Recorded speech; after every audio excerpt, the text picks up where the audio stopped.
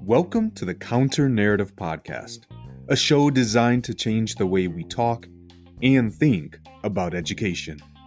By sharing stories of successes and triumphs, we aim to challenge the dominant narrative that often negatively portrays our disenfranchised populations.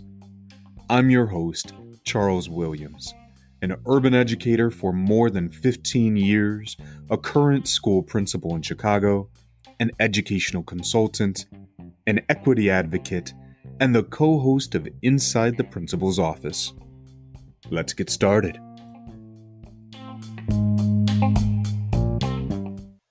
Hello and welcome to another episode of the Counter Narrative Podcast. Now, this is the second time we're doing this video, this live kind of conversation. So those of you watching this, well, you're not watching it live. You're watching the pre-recorded. And those of you listening to this, you don't get to see us having this conversation.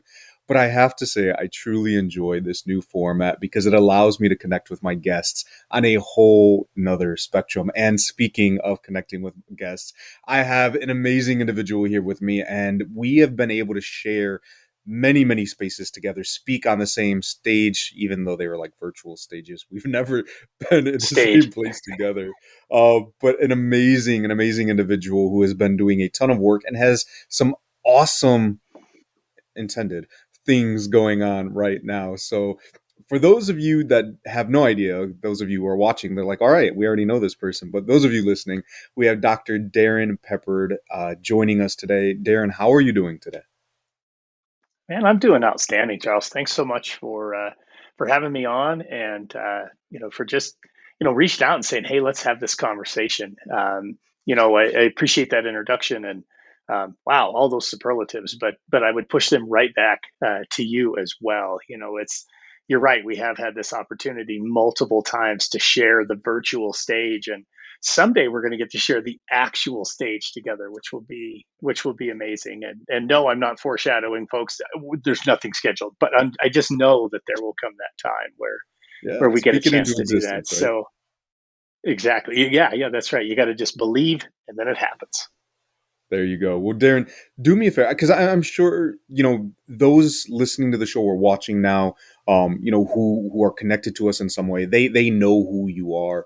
But for any of our listeners or viewers who have no idea who Dr. Peppard, and not Dr. Pepper, like the beverage, Dr. Peppard. That's right.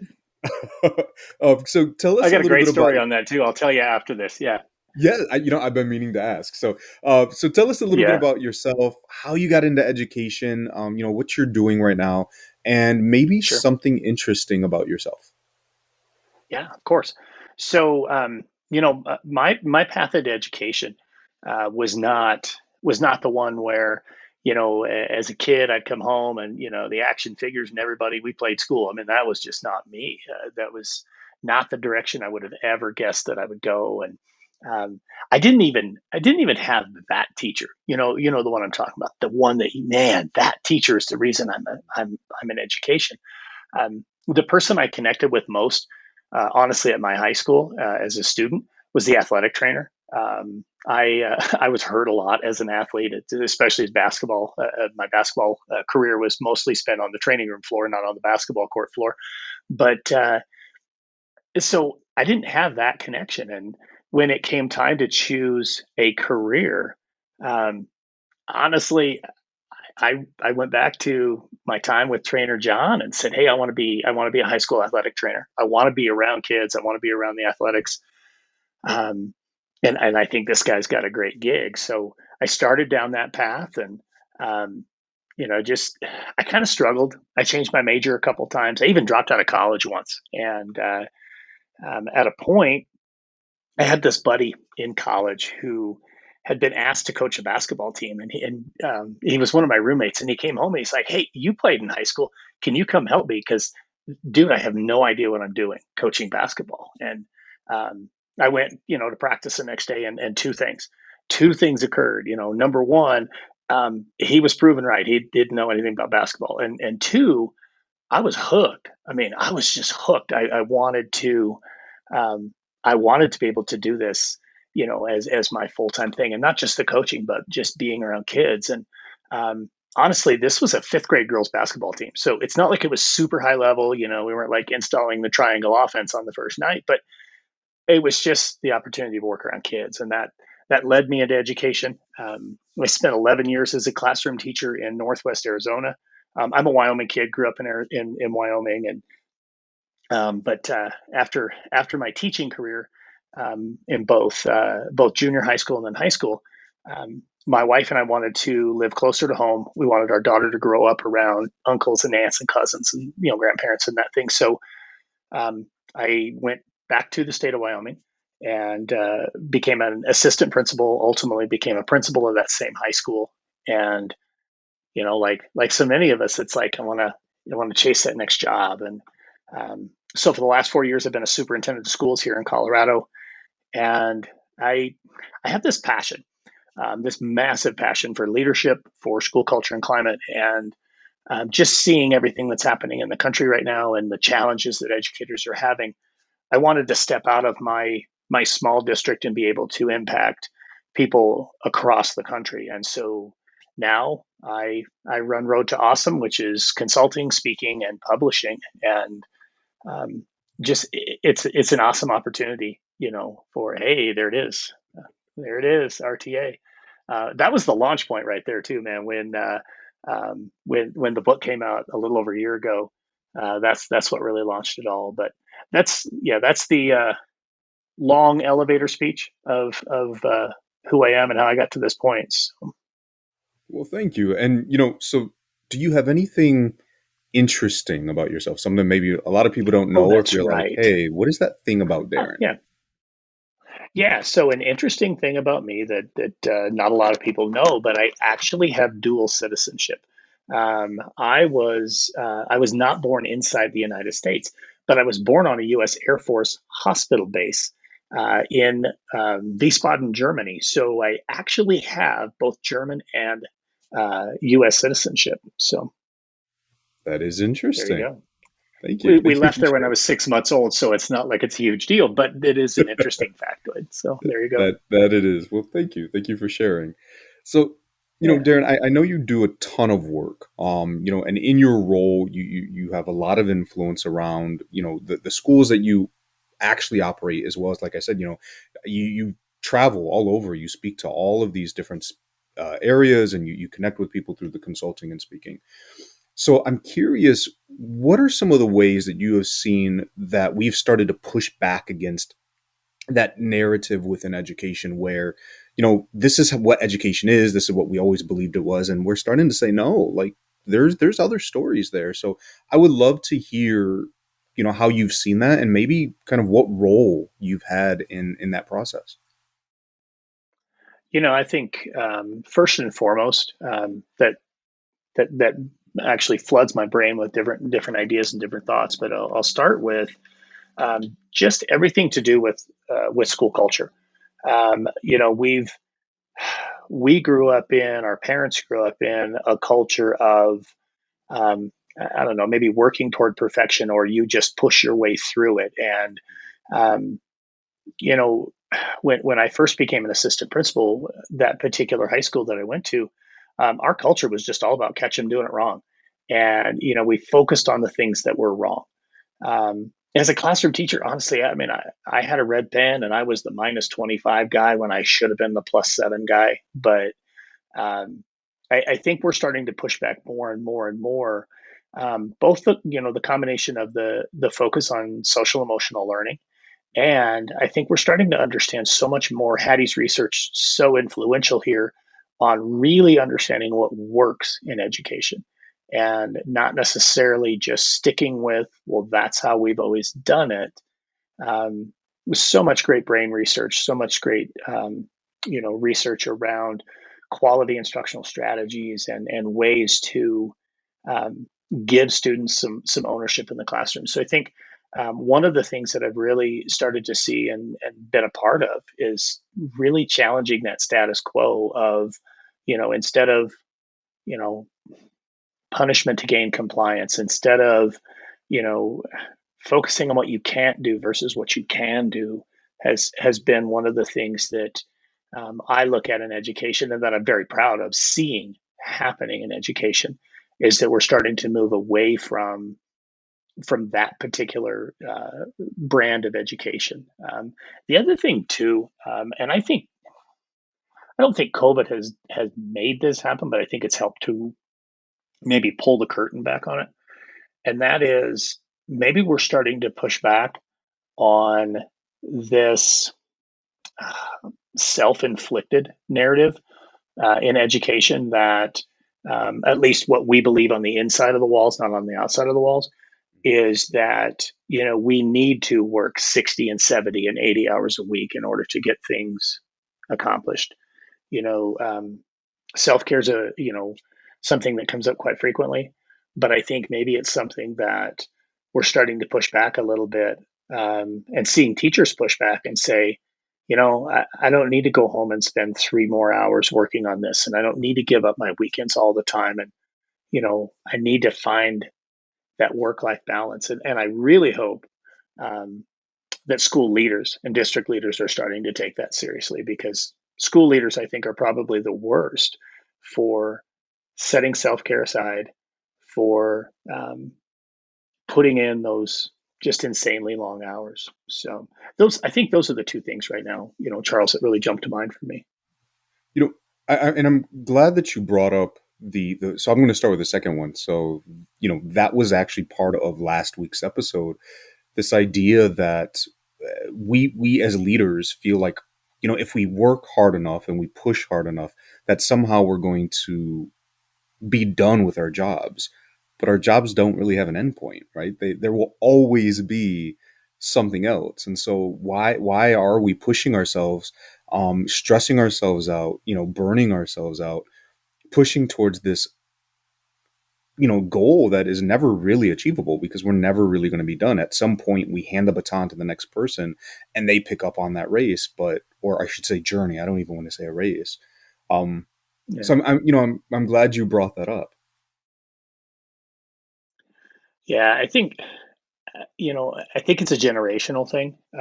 Just as you were talking about that, it made me reflect as a kid. So my dad was an oil field equipment mechanic, and um, we almost never saw my dad. He was always off working on this or working on that, or um, you know, being flown all over the country to help solve problems with different rigs and all this kind of stuff. And I think he very much was that model, as I think many of our fathers were that model of, you have to work so hard to get ahead, that in many ways I think we have adopted that and carried that forward. And maybe even to some extent, um, there have been these external pressures that push on education that um, maybe didn't exist 20 years ago, or were just starting to exist 20 years ago, that force us to feel like we have to do it ourselves if it's going to get done the right way, if it's going to get done in a method that is going to make our scores go up. Because for some silly reason, this is one I wish I could say we're pushing against this narrative, but we're not yet.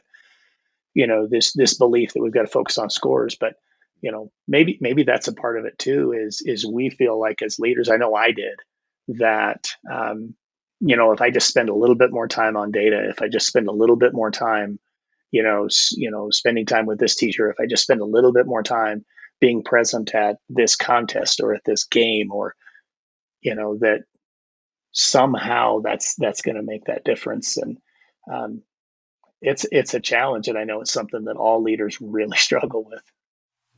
Yeah, I've had my points, right, where it feels frustrating that regardless of how much work you do, regardless of everything that you do, everything gets boiled down to a number or a set of numbers, right? And that's all you're known as, right? Here in Chicago, we have levels of schools, and we were a level two school forever. And it was like, well, what does that mean, right? We were a level two school this year. We were a level two school that year. We were a level two that year over there.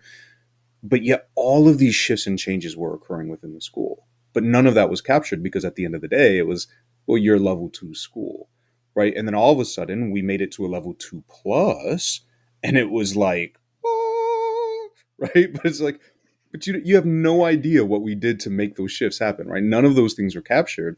And so I agree, we're scrambling and trying to do every little possible thing that we could do, and I guess I'm wondering, and I would love to hear your input, as we're scrambling, do we sometimes lose sight of what's really important, right? As we're trying to schedule that next meeting and find that next program and do all of these things, like at the end of the day, it's about, right, connecting and teaching students.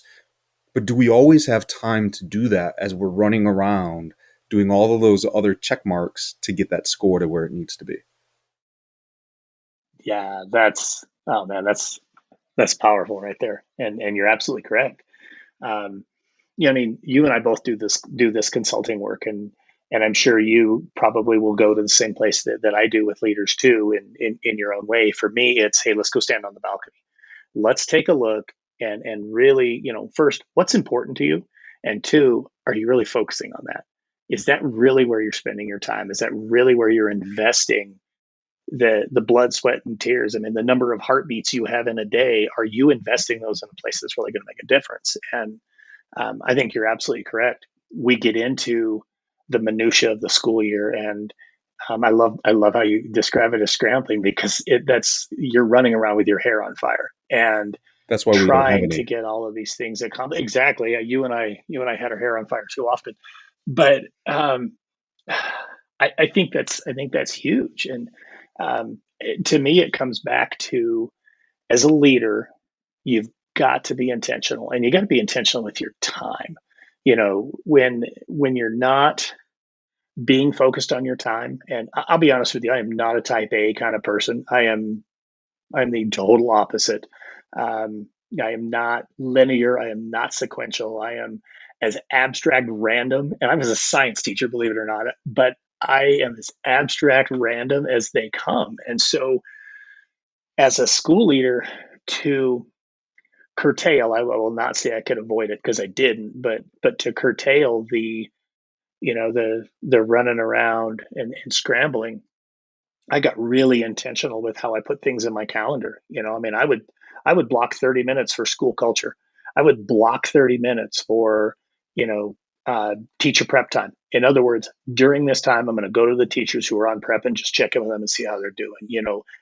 Some of those kinds of things, so that I could, and I talk about this in the book, the six things I think are most important in school leadership, or were for me.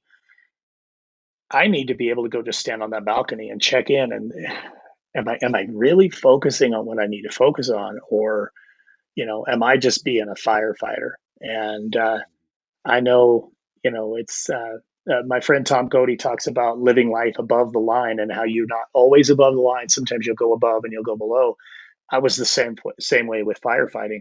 I tried to stay in leader mode, but you're still going to slide into that firefighter mode. But it, I don't know. I'm rambling a little bit because it's something I'm real passionate about, but it comes back to what is important to you as the leader, and are you going to stay focused on those priorities? Absolutely. Today, I heard one of the statements that bothers me the most as a leader. One of my teachers said, "Hey, Mr. Williams, I haven't seen you all day." Right. And that bothers me to the core, because I pride myself on being a visible leader. Right. I want every student, every staff member to see me every single day. And, there's those days you get so caught up and you're thinking, hey, I lived in my purpose. I lived in my, my vision. And that hits you and you're like, oh man. So, which leads me to kind of the next part here, because I'm curious. You said there's been this shift of teachers, right? Kind of this attitude, and I think we're even seeing it. I don't know about you, but I know where I'm at. We're struggling to find teachers. Many districts, there's an absence of teachers. And I was speaking to somebody the other day, and I kind of compared it to that shift that we saw with the restaurant industry, right? And employees just saying, "Hey, look, you need me too, right? I don't just have to rely on you." And so I'm curious what your thoughts are with this idea about focusing on what's important, shifting away from this kind of grinding nonstop in order to be successful, to maybe where teachers are standing today and maybe what that means for the future. Yeah. Um, you know, that was something as we were starting, and I can't say come out of because we're still dealing with it to an extent, but moving away from the heaviest parts of the pandemic, um, that teacher shortage, it was already existing, but it was just becoming more and more and more evident. And so many places around the country right now are they're still running understaffed. They don't have everybody there, and I think part of that is um, could very well be generational. But you look at the teachers that have been in the classroom for the last 20 years, and they do exactly what you and I just talked about. I mean, they just grind and they grind and they grind. And I think there are more folks now that are looking at whether it's a self-care lens or just a quality of life or life balance or whatever it is, and saying, yeah, I don't want to do that. um, you know, there are still those who are called and compelled to work with kids and want that. And I'm not saying that those folks who are choosing to do something else don't have that calling, but I think when we see the continual gap in teacher wages versus cost of living, and it continues to grow. We're not closing the gap; we're making the gap bigger. And when our teachers, heck, when our administrators can't make a living wage, it's I think it's a trend that is very alarming. And where it's going to go, I don't know.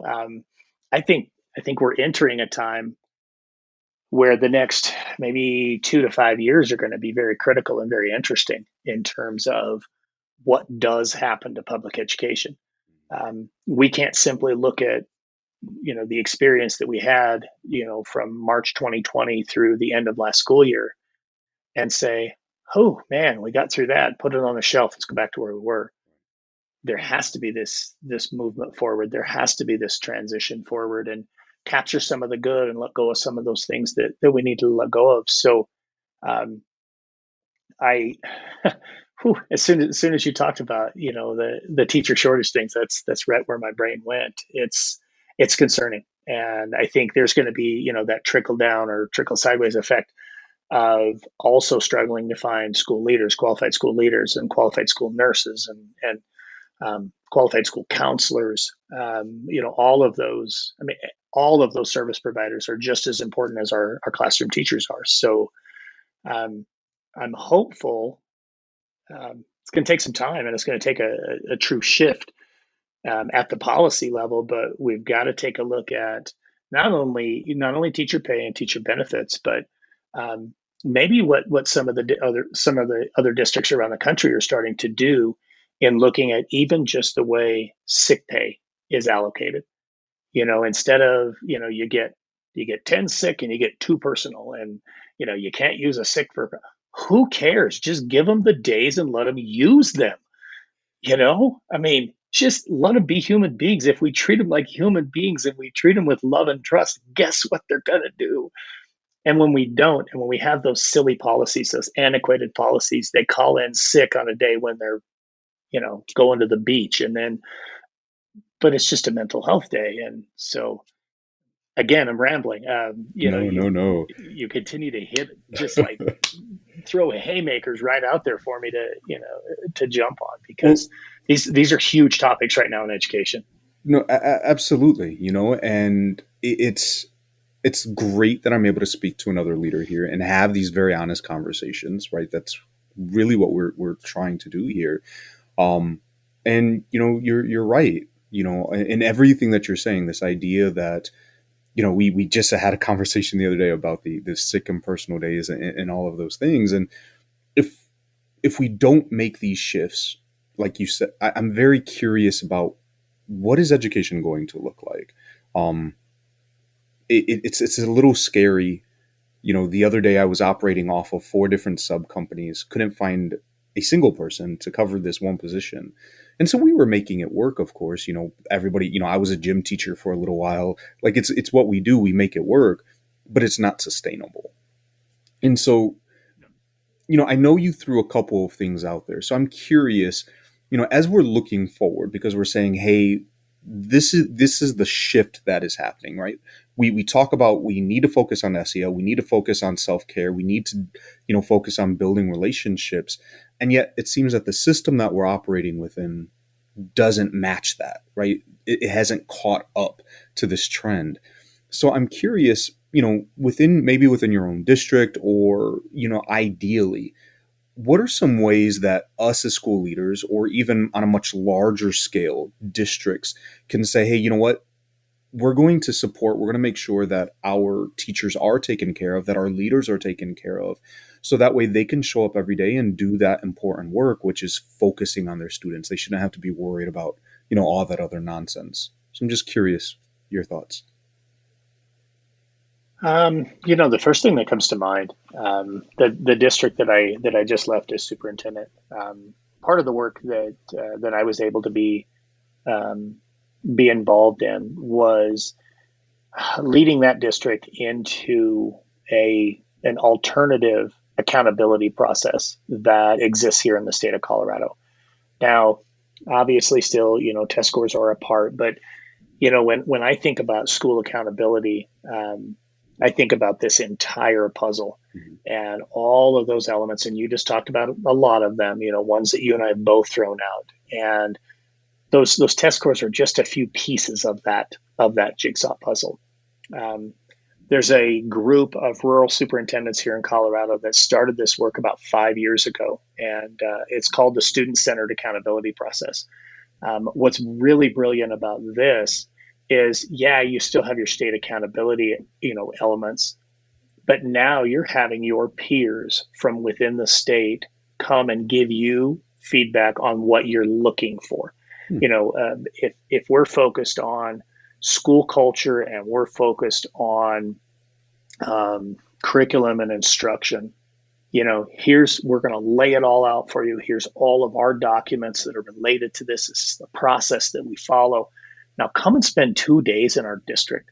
Come and talk with our kids. Come and be in our teachers' classrooms. Come and just give us some genuine feedback, and then maybe give us some suggestions. And in the 3 years that our district was part of that, just the genuine, authentic professional learning that took place. So I would send teachers and leaders to multiple districts around the state, and they always came back with, "Oh, this is such a great idea. I think this is something that works well for us."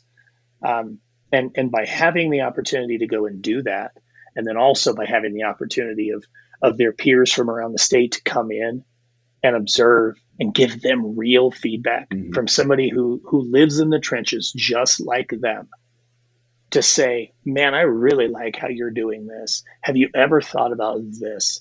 I saw this in District C, this third district, that they're doing it this way." There was there were so many times where I would hear from my teachers and my leaders that they just felt so valued because they were being given an opportunity to learn, and not the canned, "Hey, here's what we're going to learn as a district this year," but rather something that's applicable to them, especially when you're in small districts, such as the one where I was. You might only have two people in your music department, and so to be able to learn from somebody else in a small district, or your three or four math teachers at the high school could learn from four or five other math teachers around the state. Um, I think when we open the doors, and this is something I think is critical for where we go in education, is we need to open up those doors and allow for feedback from other schools, taking away the competitive element. Because as soon as you talked about being a level 2 school, as soon as your Illinois state rankings, whatever they're called, when they come out, what do? "Hey, am I better than so and so? Did I beat so and so?" And they're doing it too, and it becomes this rank and shame kind of impact on our schools, and it's not healthy, and it does not make schools better. It really doesn't. So when we can really open up the walls of our schools to other educators, to, "Hey, come in, give us some feedback. We're going to come do the same thing for you," and then throw it forward, do the same thing for kids. When we're able to connect kids with schools from other districts around the state, other districts around the country. Heck, there's so many platforms that allow us to just flatten the world for our Mhm. kids. That's that's when the genuine magic happens. And the most important part of that is you set all the silly accountability stuff aside and you just let real learning take place. It becomes about teaching and learning, which, Charles, that's why we do it, right? Like, go figure, right? Yeah. I'm thinking back to when, when I share the story, when I took over the school, when I became principal, we were slated to be shut down. And we were, like I said, we were at a level two then, we were at level two years prior. And I could not figure out, like, what are these other schools doing? And I remember mentioning that to the district, like, can help me. Like, what are they doing that I'm not? Can I go see those schools? And, here in Chicago, we're a charter school. And so that's like a taboo thing. Like, no, you stay over there in your lane, right? Um, but you're Right. absolutely right. What if we just said, you know what, we're going to take that competitiveness away? Because not only when you put a score on there, teachers will, I don't want to be at a low performing school. Students don't want to be at a low performing school. And you just, exacerbate the issues that are existing instead of making them better. So go figure. But if you took that away and said, hey, Yeah. can we just connect? Right. Much of like what we do in social media and other spaces, like, let's just connect and lift each other up so that way we're all doing better. Like, it's not a competition. Like, the whole point, like you just said, is to help kids learn. And it's like, yeah, there's power in lifting one another up. Yeah. So And I'm sure you've got a handful of teachers in your school, most of your teachers, all your teachers that could benefit a kid who's not in a charter school right now, or could benefit another teacher and can learn from others. Heck, we take them to a conference and they don't sit around and go, "Are you in a charter school?" right. "Oh, well, then I can't talk Yeah. to you." No, come on. I mean, hey, we're in this for kids. We're in the people business, man, and gosh, we forget it so often that we're in the people business. And when we take a step back, when we get up on the balcony and we remember the product of our work, the efforts of our labor, the outcome is a human being. And you can't put a score on that. You can't level whatever and I mean whatever. That that's just quantifying and ranking and filing it for others who are not educators. Those of us who are in the trenches, we've been there, we've done that, and we know that it's really about human beings being our product. And yeah, we're all in this together. And the more we act like it, the greater benefit there is for our kids. So, Darren, I'm sure that people who are listening are like, look, I love this idea. I would love to learn and connect with you, right? Like, I want to be awesome too. So I know that you and Brandon have a project going. So this is pitch time. Plug it away. Don't worry about it. There you go. So could you talk just a little bit about this opportunity that you have for educators to become better versions of themselves? Yeah, absolutely. So you mentioned Brandon. So it's Dr. Brandon Beck, who is a teacher in New York, and author of Unlocking Unlimited Potential. Brandon and I have really built a great relationship. You talk about you and I getting to share spaces, and there's so many of us who have, just over the last year and a half or so. And but Brandon and I came together and started having some conversations around our shared love of coaching others and helping others to be the best versions of themselves. And certainly, I do individual coaching with principals, with school and district leaders. But we wanted to give others an opportunity to, no matter what they were focusing on, to be able to say, "Hey, I need a little coaching. I want a little bit of support. I want that third point perspective, somebody who can give me that perspective a little bit more independently," which led us to create Unlocking Unlimited Potential on the Road to Awesome, which is probably the longest title of any program in history. You got a great But hashtag. It's like, UUP on the RTA, yeah, that's right. So, but the thing about UUP on the RTA is it's an opportunity. We have a free group on Facebook that we interact with and share ideas and stuff.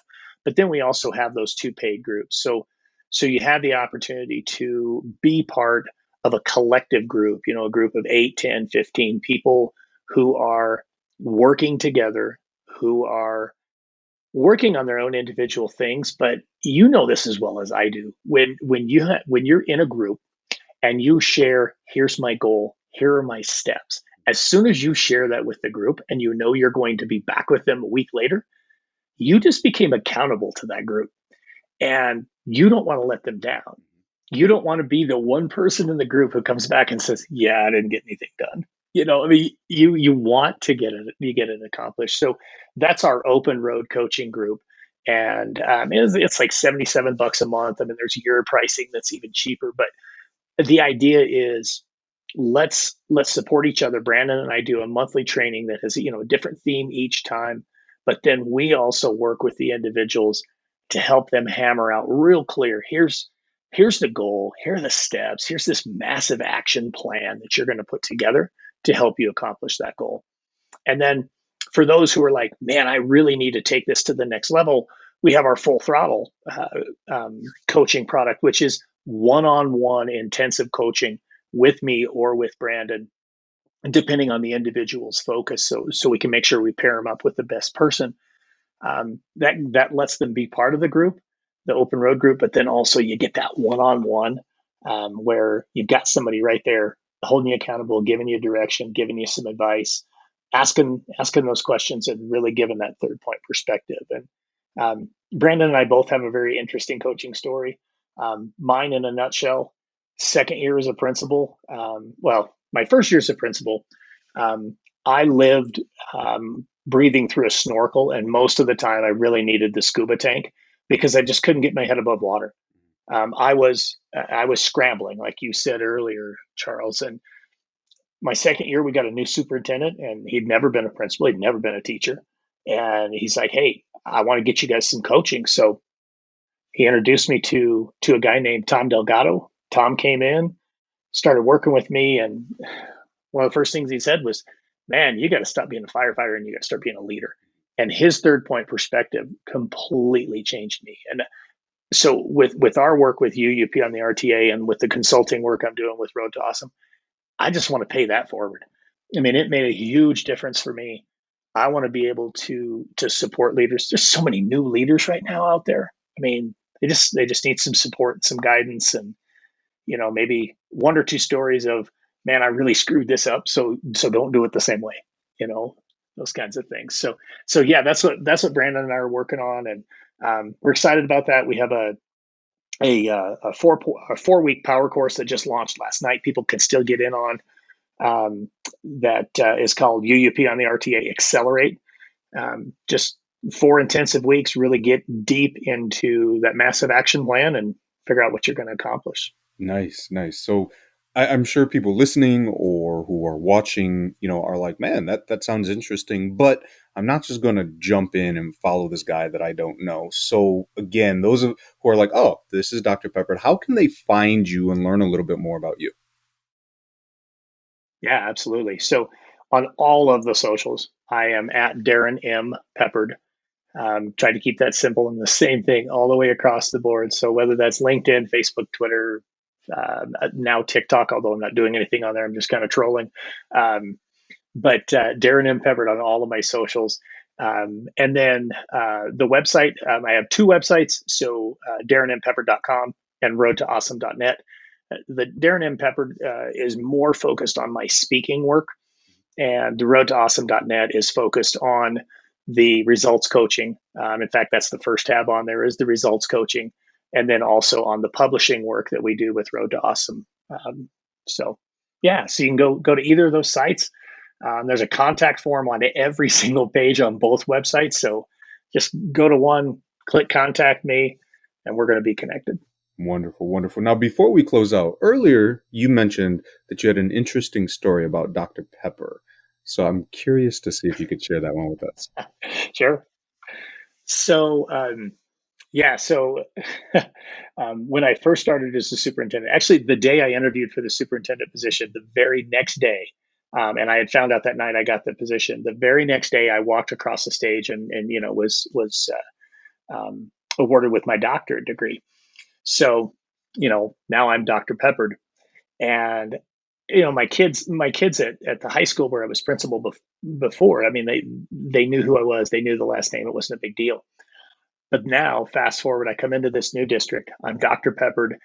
Um, there's abundance of stories with this, but I'm in the elementary hallway, and anytime you're around elementary kids, especially when you get into the land of the littles, the pre-Ks and the Ks and the ones, you always just have some amazing things that come out of their mouths, and they're just hilarious. But I was standing in the cross hallway as kids were coming in from a recess, and I want to say it was a group of second graders.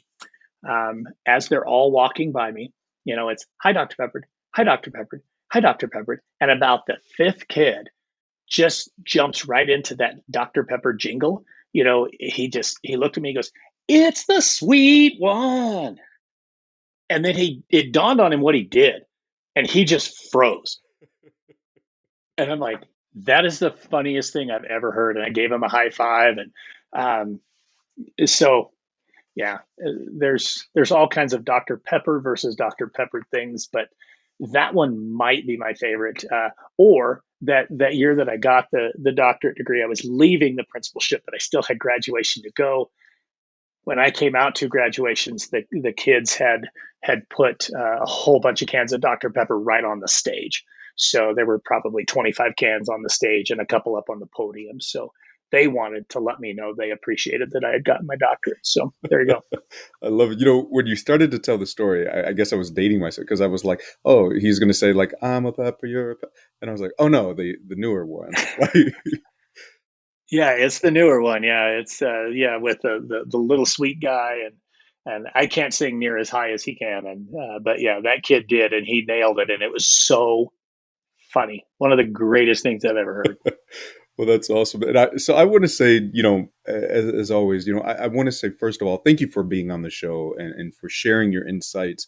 But more importantly, just thank you for everything that you're doing in education. As you said, we have a purpose being here, and you demonstrate that on a daily basis to do that work. And so I just want to say thank you for the work that you do within your district as well as around the country and connecting with educators. I just want to say thank you, thank you, thank you.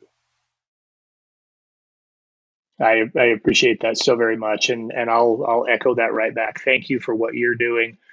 It's a difficult time to be a leader in education, and I commend you for that, and really appreciate and respect you for that work. So just keep fighting that good fight, man. I appreciate it. And I'm sure that we will connect soon.